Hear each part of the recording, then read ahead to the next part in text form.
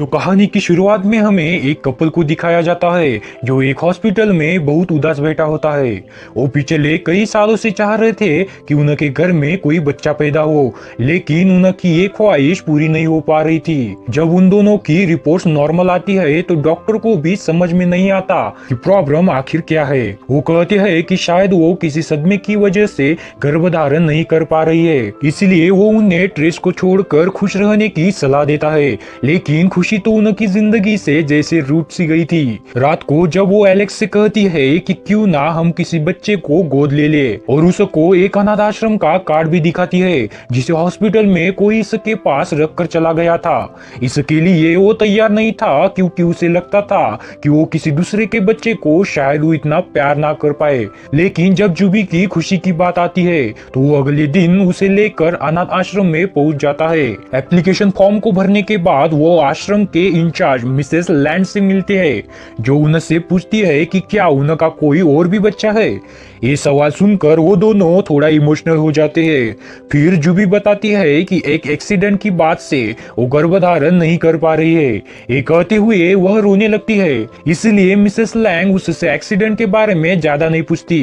अब उन्हें अपने आश्रम घुमाने लगती है तो जूबी की नजर एक छोटे लड़के पर पड़ती है जो बाकी सारे बच्चों से बिल्कुल अलग दिख रहा था। उसने किसी सेल्समैन के जैसे सूट पहन रखा था और सर पर हैट थी। रूबी को देखकर वो उसके तरफ मुस्कुराने लगता है। मिसेस कहती है कि उनके सारे बच्चे बहुत ही स्पेशल है और उन्हें स्पेशल घरों में ही भेजते हैं, इसलिए वो कहती है कि गोद लेने की प्रोसेस में थोड़ा ज्यादा वक्त लग सकता है। इसके बाद वो वापस जाने लगते हैं तो वही बच्चा खिड़की से जूबी की तरफ देखकर फिर से अपने काम पर चले जाते हैं। एलेक्स खिलौने बनाने वाले कंपनी का मालिक था, लेकिन पिछले कुछ सालों में उसके खिलौने की डिमांड मार्केट में बहुत कम हो गई थी, जिसकी वजह से वो जैसे तैसे बैंक से लोन लेकर फैक्ट्री को चला रहा था और बड़ी मुश्किलों से अपने वर्कर्स को उनकी सैलरी दे पा रहा था। रूबी भी अपना एक बुक स्टोर चलाती है और उसने खुद भी बच्चों के लिए कई किताबें लिखी होती है,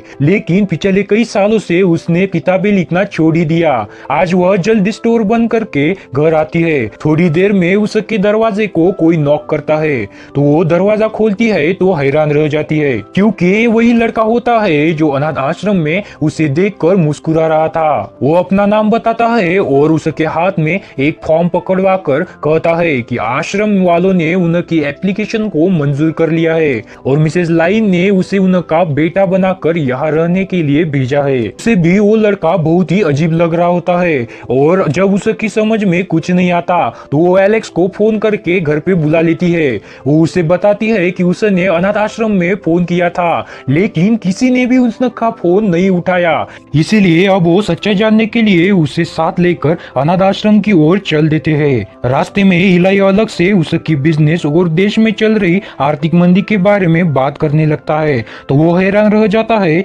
लेकिन एक 7 साल के बच्चे के मुंह से इतनी बड़ी बड़ी बात उन दोनों को बहुत प्यारी लगती है और बड़ी मुश्किल से वो अपनी हंसी रोक पाते हैं। अब वो अनाथ आश्रम पहुंचते हैं तो एक इमरजेंसी मेडिकल वैन में किसी को ले जा रहा होता है और उन्हें पता चलता है कि मिसेस लैंग अचानक बीमार पड़ गई है। अब अनाथ आश्रम की अकाउंटेंट जेन वो फॉर्म देखती है तो उससे वो कंप्लीट लगता है। वो इसे लेकर रख लेती है और कहती है कि मिसेस लैंग के ठीक होते ही वो उनसे कांटेक्ट करेगी, तब तक वो चाहे तो इसे अपने साथ रख सकती है। ये सुनकर वो खुश हो जाती है और उसकी बात मानकर वो उसे अपने साथ घर ले जाने लगता है, लेकिन वो इसके इस फैसले से ज्यादा खुश नहीं था। रास्ते में जब वो दोनों कोई बात नहीं करते तो उनकी इस खामोशी को तोड़ने के लिए कार में बज रहे गाने के साथ साथ खुद भी गाना गाने लगता है और उन दोनों से भी अपने साथ गाने को कहता है। ये देखकर वो अपने आप को गाने से रोक नहीं पाती और उसकी खुशी के लिए वो भी गाना गाना शुरू करता है,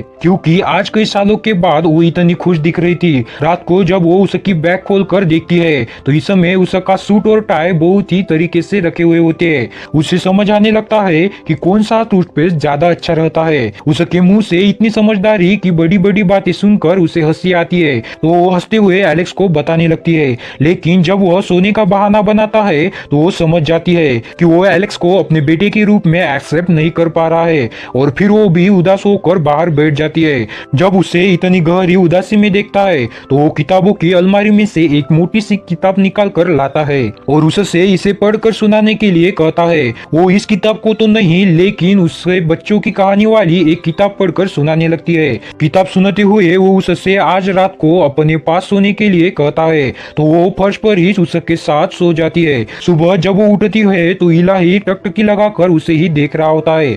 वो उसे बताता है कि एलेक्स आज बहुत ही जल्दी काम पर चला गया है, लेकिन असल में वह कुछ लोन लेने के लिए गया होता है, क्योंकि उसने पिछले 2 महीनों से अपने वर्कर्स को उनकी सैलरी नहीं दी थी। लेकिन एलेक्स ने पहले से ही काफी सारा लोन ले रखा था, इसलिए बैंक उससे लोन देने से मना कर देती है। अब वो फैक्ट्री पहुंचकर जैसे तैसे अपने वर्कर्स को समझा देता है, पर वो उसे एक दरवाजे के बारे में पूछता है जो हमेशा बंद रहता था। तो उसे वो बताती है कि ये एक बेडरूम है, लेकिन इसके अंदर किसी को भी जाने की इजाजत नहीं है। अब वो दोनों पास के एक गार्डन में घूमने जाते हैं, तो वहाँ भिखारी जैसा दिखने वाला एक आदमी उनसे बात करने लगता है और अपना नाम पोर्ट्स बताता है। उसकी अजीब बातें सुनकर वो हंसने लगती है, तो वो उससे कुछ छुट्टे पैसे मांग लेता है और उसकी तरफ देखते हुए उसे एक तारीख बताता है जो होती है 15 मई 2007। यह सुनकर वो कहती है कि उसे ये सब कैसे पता। तो आदमी उसे कहता है कि उसे सब पता है, क्योंकि वो यही आसपास घूमता रहता है। यह कहकर वह चला जाता है और वो हैरानी से उसे देखती रह जाती है। लेकिन 15 मई 2007 को क्या हुआ था, ये राज आज भी राज ही रहता है। अगले दिन फैक्ट्री में सैलरी न मिलने पर वर्कर्स नौकरी छोड़कर जाने लगते हैं और सिर्फ टॉम नाम का एक पुराना वर्कर्स ही उसके कहने पर रुकता है। इस परेशानी में एलेक्स ने जूबी को फोन करके बुला लिया था और वो इलाई को भी साथ लेकर यहाँ आती है। लेकिन कर जब उसे पता लगता है कि एलेक्स ने उसे बिना बताए अपना मकान गिरवी रख दिया था, तो वो फिर उसकी कोई बात नहीं सुनती और गुस्से में घर से चली जाती है। घर पर वो इलाई से स्कूल जाने के बारे में बात कर रही थी, लेकिन वह उससे एलेक्स के साथ उसकी शादीशुदा जिंदगी के बारे में बात करना चाहता है, जो कुछ ठीक नहीं चल रही थी। उसके किसी मनोवैज्ञानिक डॉक्टर जैसे सवालों को सुनकर पहले तो वो हंसती रहती है। वो उसे बताने लगती है कि वो दोनों हाई स्कूल से ही एक दूसरे को पसंद करते हैं और पहले वो बहुत मस्ती किया करते थे, लेकिन पिछले कुछ सालों में उसे याद नहीं कि उन्होंने साथ में अच्छा वक्त कब बिताया था। अगले दिन वो उसे स्कूल छोड़ देती है, लेकिन जहाँ उसके अलावा और कोई भी नहीं होता। एलेक्स उसे देखकर गुस्सा हो जाता है और उसे वापस स्कूल छोड़ने के लिए जाने लगता है। जब इलाई उसे डैड कहकर बुलाता है, तो वो उसे सख्ती से डैड की जगह सिर्फ एलेक्स कहने को कहता है, लेकिन जाते हुए जब वो उसके खिलौनों की तारीफ करता है तो फिर वो थोड़ा नरम पड़ जाता है। इसके बाद वह घर पहुंचती है तो उन दोनों को ही जूबी के गुस्से का सामना करना पड़ता है। लेकिन तभी एक डिलीवरी बॉय कुछ चाइनीज खाना लेकर आ जाता है, लेकिन जब उन्हें पता चलता है कि ये खाना इलाई ने ऑर्डर किया था, तो फिर वो दोनों ही मुस्कुराने लगते हैं और इस तरह वो भी उसे पसंद करने लगा था। रात को सोने से पहले जब जूबी देखती है कि इलाई उस बंद पड़े बेडरूम से बाहर निकल रहा होता है, तो उसे डांटते हुए फिर कभी भी उस बेडरूम में जाने से साफ इनकार कर देती है। अब आधी रात को इलाई चुपके से घर से निकलकर पास के उस गार्डन में पहुंच जाता है और बेंच पर सोए हुए मिस्टर स्पोर्ट को उठाकर उनसे बातें करने लगता है। स्पोर्ट्स उससे उसकी नई फैमिली के बारे में पूछता है, तो वो कहता है कि वो दोनों ही उसका बहुत ख्याल रखते हैं, लेकिन उसे रोज रोज स्कूल जाना पसंद नहीं है। स्पोर्ट्स उससे कहते हैं कि उसे दिन दिखाया जाता है कि फैक्ट्री में एलेक्स से मिलने एक बिजनेसमैन आता है जो उसकी फैक्ट्री का माल खरीदता था, लेकिन यहाँ वो कहने आया था कि अब से वो उसका माल नहीं खरीद सकता, क्योंकि इस मंदी के दौर में उसके पुराने मॉडल वाले खिलौने नहीं बिक पा रहे हैं। वो अपनी फैक्ट्री को बेचने वाला था, तो उसके पास आकर उसे एक नया आइडिया बताता है। एलेक्स बहुत परेशान होता है क्योंकि उसने काफी सारा पैसा लगाकर फैक्ट्री में खिलौने का एक बड़ा स्टॉक जमा कर रखा था, लेकिन अगर इन खिलौनों को कोई खरीदेगा ही नहीं तो फिर वो पूरी तरह बर्बाद हो जाएगा।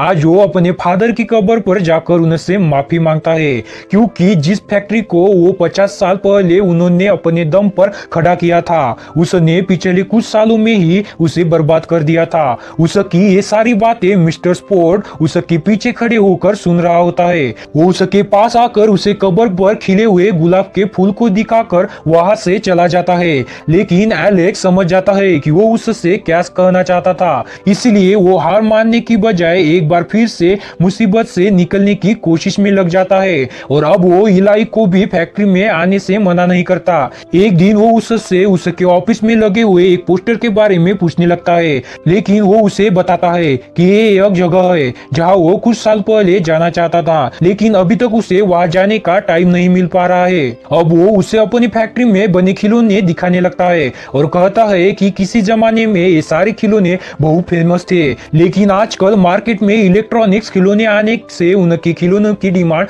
कम हो गई है। इलाई कहता है कि इलेक्ट्रॉन पर खुश होकर वो उसके पसंद की एक रशियन डॉल देता है जिसके अंदर 5 और डॉल होती है। अगले दिन से झूठ बोलकर एलेक्स आज उन्हें कहीं घुमाने ले जाने वाला है और वो उसे साथ लेकर फैक्ट्री पहुंच जाता है। फैक्ट्री में एलेक्स उन्हें ऑफिस की डेस्क पर सोया हुआ मिलता है, इसीलिए आज वो काम का बहाना भी नहीं बना पाता और उसे उनके साथ जाना ही पड़ता है। लेकिन इलाई अभी तक उन्हें ये नहीं बताता कि वो आज कहाँ जा रहे हैं। वो ऑनलाइन मैप पे देखकर रास्ता बताता है, लेकिन एक जगह पहुंचकर उन्हें एहसास होता है तो उन्हें कहीं और नहीं बल्कि जिसके बारे में कल उसने उसे बताया था। तो इस मूवी का ये फर्स्ट पार्ट यहीं पर एंड होता है। तो अब मिलते हैं इस मूवी के नेक्स्ट पार्ट में। तो नेक्स्ट पार्ट की लिंक डिस्क्रिप्शन में दी गई है, तो जाके वॉच करिए। सो मिलते हैं जल्दी।